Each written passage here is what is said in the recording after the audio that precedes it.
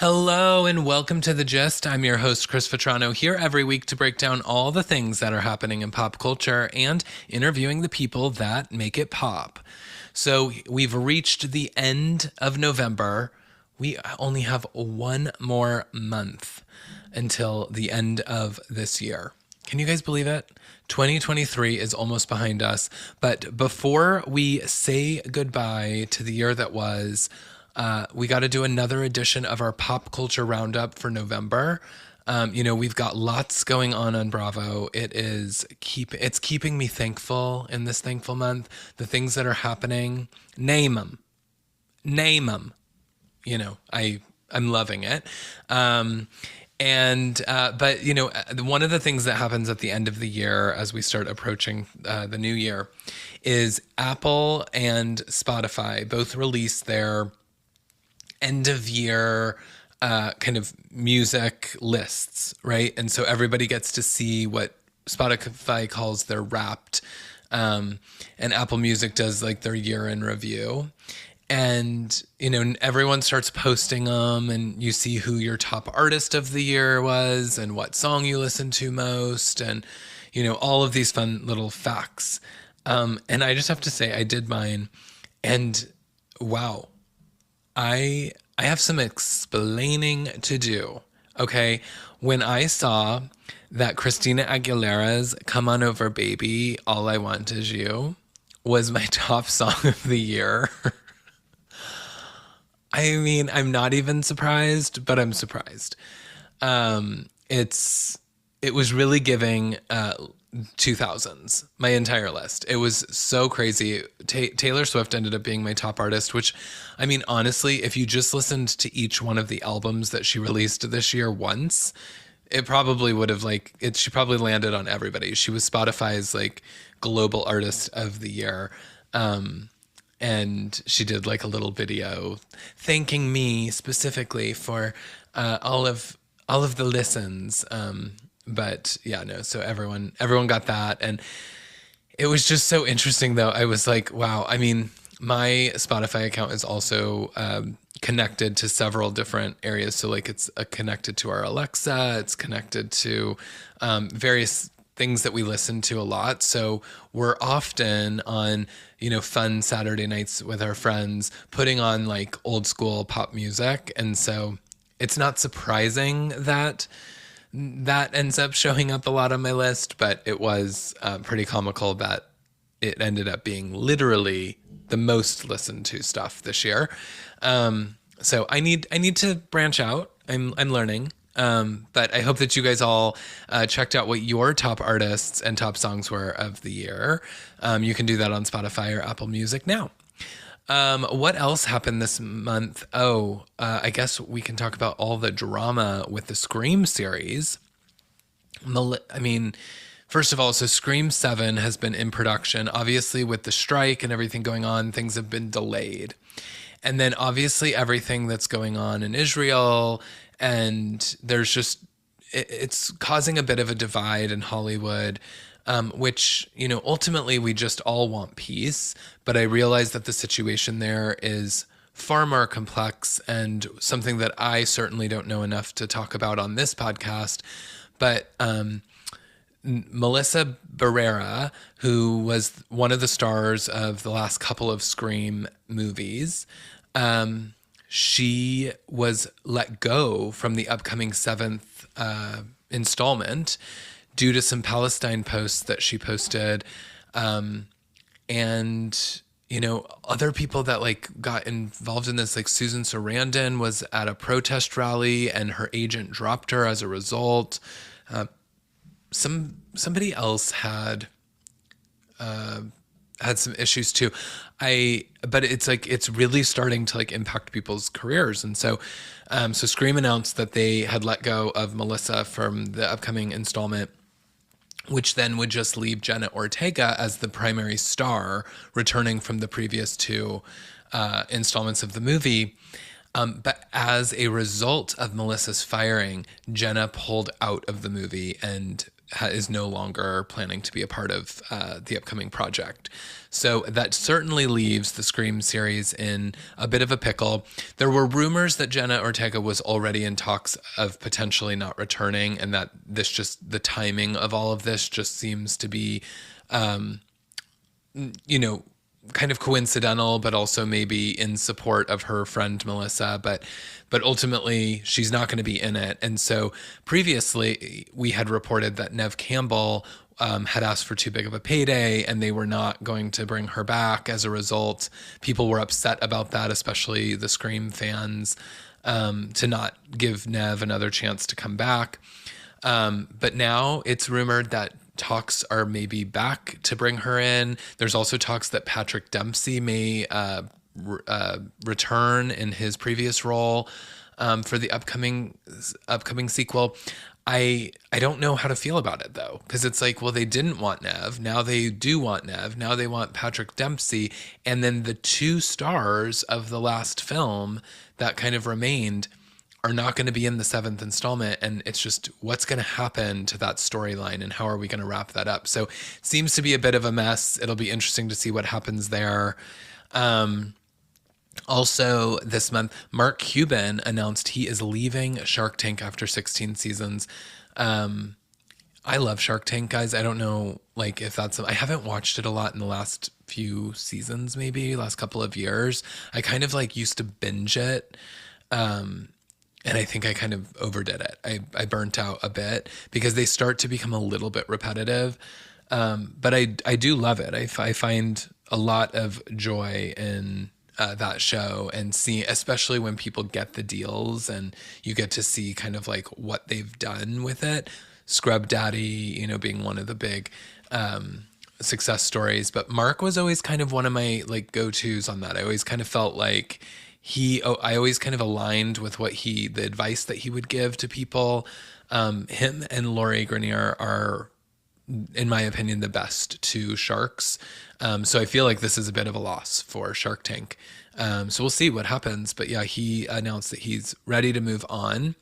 And then what else happened? Oh, we've got, so this founder of Barstool Sports, Dave Portnoy. I don't know the guy. I don't really follow Barstool Sports story. I know I know him. I've seen him. I know a little bit, but it's not like I'm not in that sort of audience of his. But apparently there was rumors circulating online that he was seen with Rachel Leviss, and that the pair were potentially having dinner together and that they were maybe dating. And so that started circulating online. So he felt the need to respond to the rumor with a tweet that read, this is wild. The tweet read, "My official statement. I can confirm I've never met that trash bag in my life, and it's wildly insulting to even be mentioned in the same sentence as her. I was eating pizza at Uncle Jerry's, though, which was spectacular, by the way, and got an 8.3. I don't know what that means, but let's just, I have never met that trash bag in my life. Wow. So he cleared up that rumor, I suppose. But yeah, that circulated. And then, like I said, Bravo is bravoing. They're giving us so much. We've got 3 housewives on right now. We've got Beverly Hills, Miami, and Salt Lake City. And I'm telling you, I've said it on the podcast before, Salt Lake City is delivering its probably best season of all time.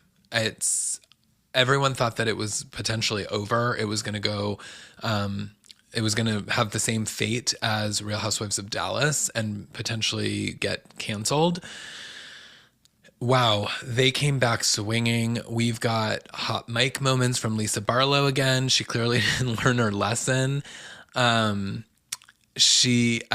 Everybody is just delivering. Monica is, and her mother, that storyline alone is just, it's a wild roller coaster. But then it's like we're gearing up for Bermuda, which we're going to get in December, which means we'll probably end up getting the reunions in January. They did just film the reunions for or the reunion for it.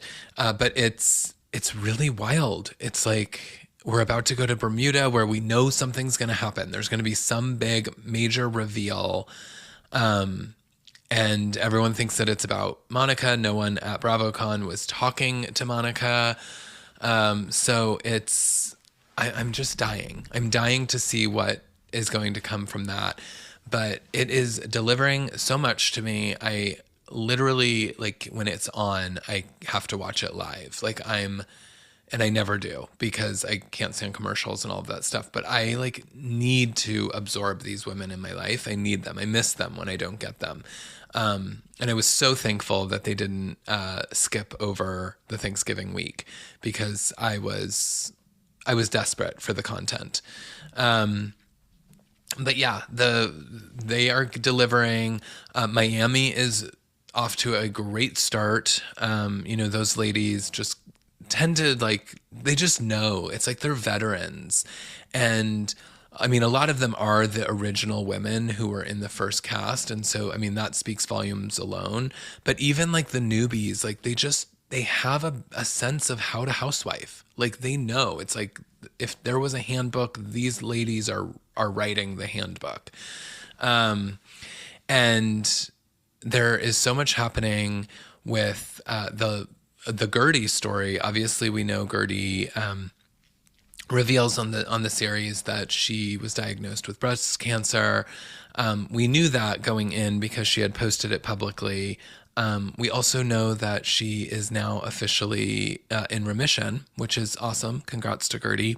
But now we're getting to see the story play out. And wow, Larsa is not coming off looking good, is she? She is, I think she's the villain this season.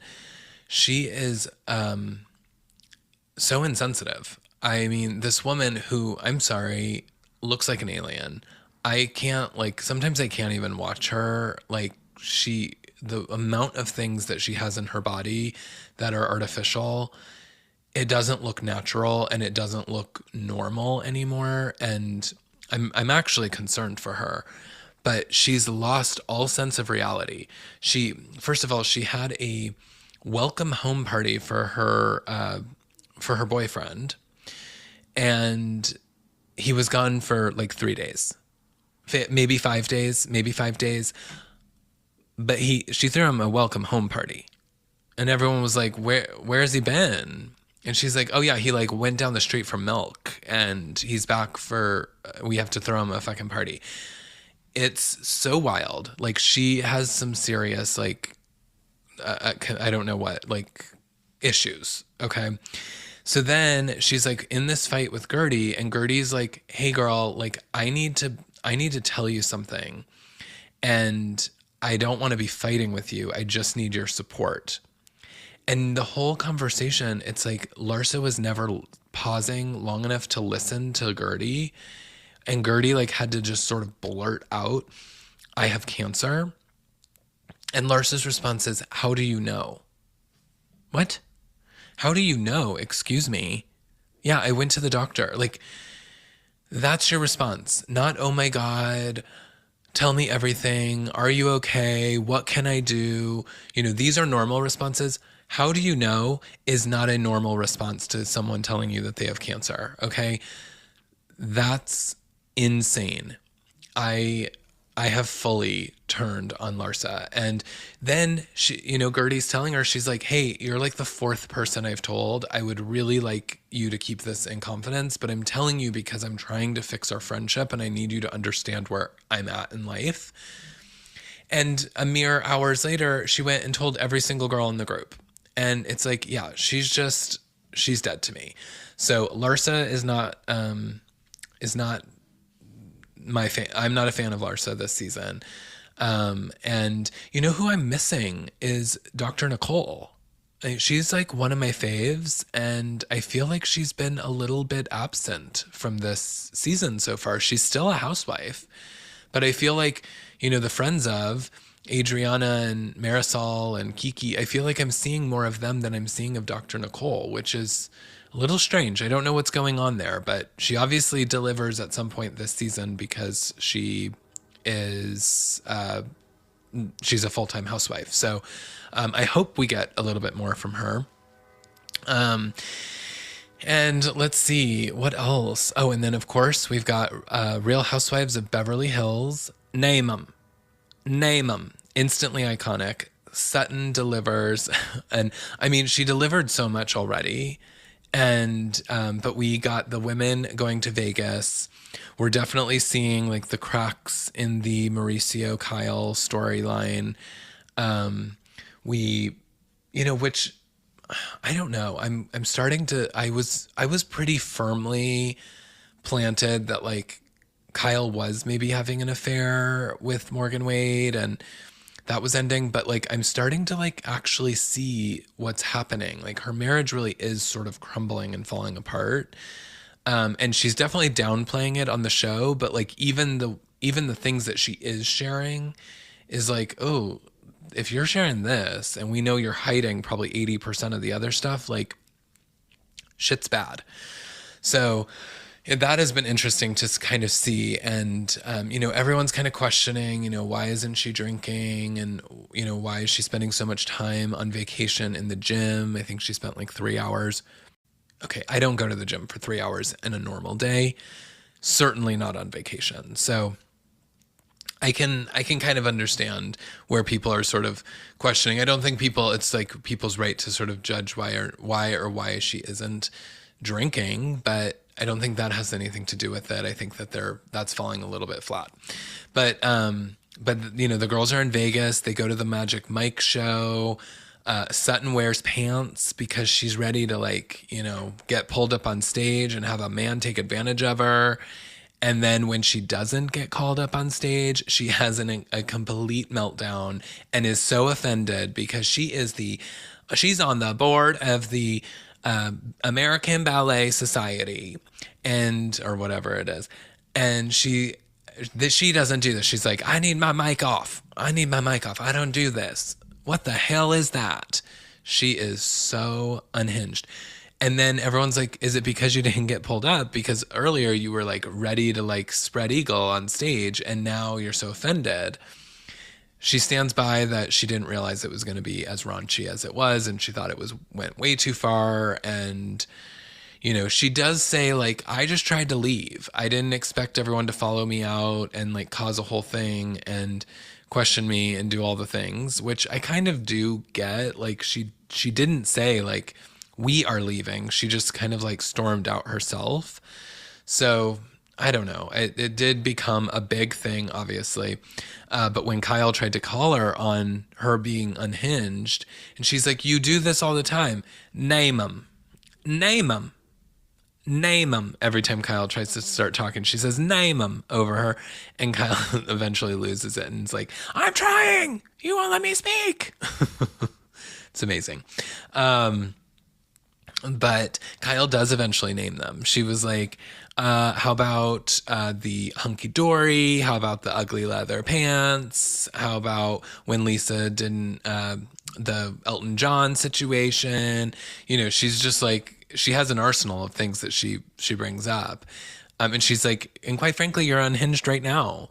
And, meanwhile, Sutton's just name them. I'm just asking you to name them. It's an iconic thing. I've like forever. It's her version of Make It Nice or clip. I mean, that's her version. It's so forever. Sutton will be synonymous with the ugly leather pants and name them. But yeah, they're delivering. And then what else?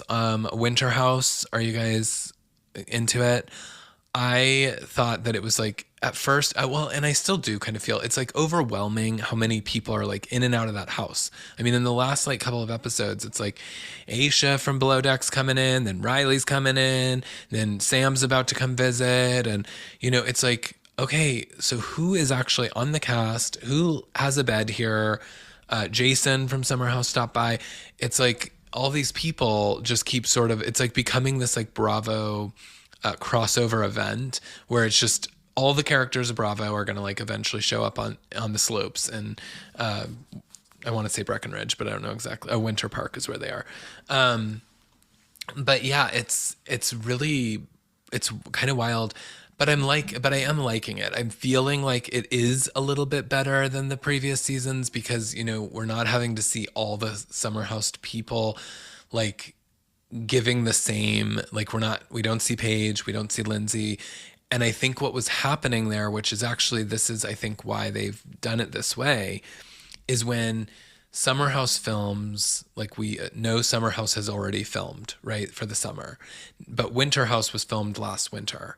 And now we're going into this winter. So if they're going to film Winter House again, it's like we're getting way too far ahead of the storylines. And I think what was happening last season and in the last season of Summer House too is like all this stuff had already like happened online. Like fights broke out on Twitter and the cast was fighting, and then they're bringing the fights from Winter House into the Summer House and vice versa. And it was like, but it was, the timelines weren't adding up and it was becoming really complex and complicated to follow. And so I think that that's why they're like mixing it up with like people that you don't normally like assume to see in the Winter House together, like Brian Benny from Family Karma, and people that Family Karma is not even filming right now. And so it's like there's no risk of him doing something on the show that like will ruin the Family Karma storyline when they need to put that out. So I think that that's smart, and that's why I think there's so many Below Deckers, because Below Deck you don't get so much of the people's personal lives in their stories. You get more of like the boat drama. And so I am actually liking that component, is that it doesn't feel like it's like continuation of Summer House. It's something new and fresh, and you're getting to see kind of these people interact in various ways. Tom Schwartz not being able to like date Katie Flood because her name is Katie is like the most Tom Schwartz thing that I've ever heard. But it's worth watching. I would definitely, especially like it up against Salt Lake City. Like I said, I mean, Salt Lake City is delivering everything that I could want and more.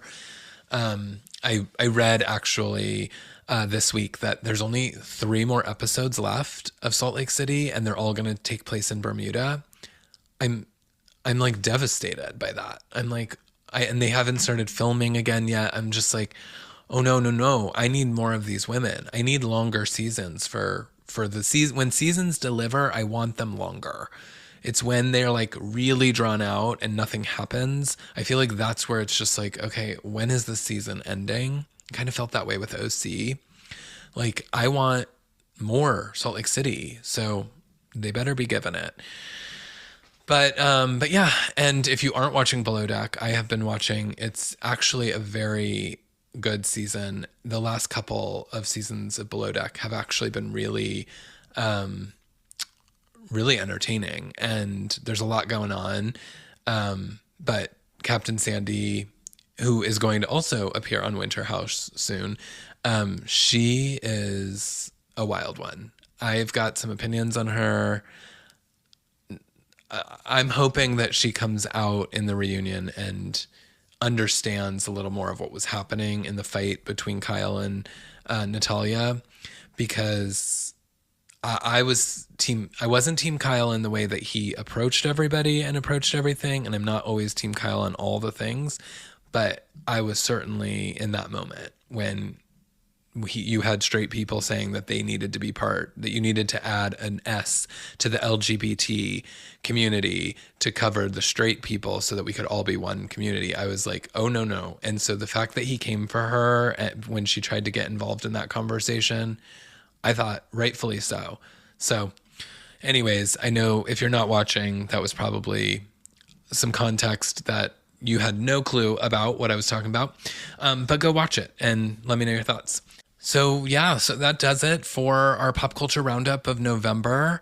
Not a ton of news. There was, with the strike and everyone coming out of it, and, all the things that are kind of happening as people are gearing up for the holidays. It's just a little bit slower, but And speaking of holidays and slower, I guess now is a good time to just remind everyone we are taking a couple of weeks off. We, of course, just need to gear up for the new year. But we do have a very fun holiday episode coming your way to celebrate Christmas and the holiday season. So that'll be later in December. And then we will have our very exciting top 10 pop culture moments of 2023 year in review episode where we get to review all the biggest stories and moments in pop culture of the last year, which if you remember or if you've been with me since the beginning, that was my very first episode where I covered the top 10 issues, the top 10 moments of 2022. So this is truly an anniversary episode. It is a milestone for me, so I'm very excited to be putting that together now. I'm still sorting through the list to narrow down the top 10, but I can't wait to deliver those. And like I said, our Christmas episode, which will be all Christmas themed, so tune in for that if you're feeling festive and jolly.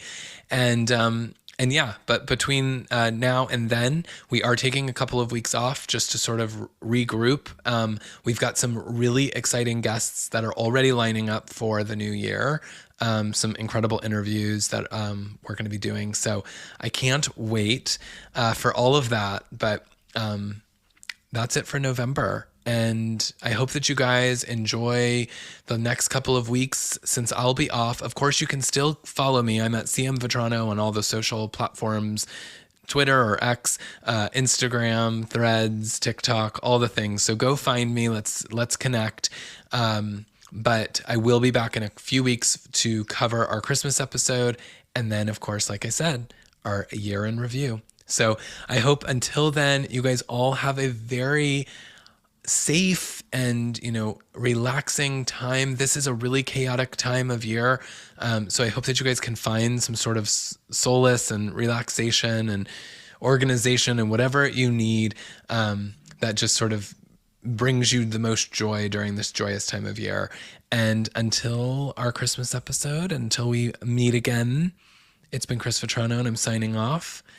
Have a good one. Bye.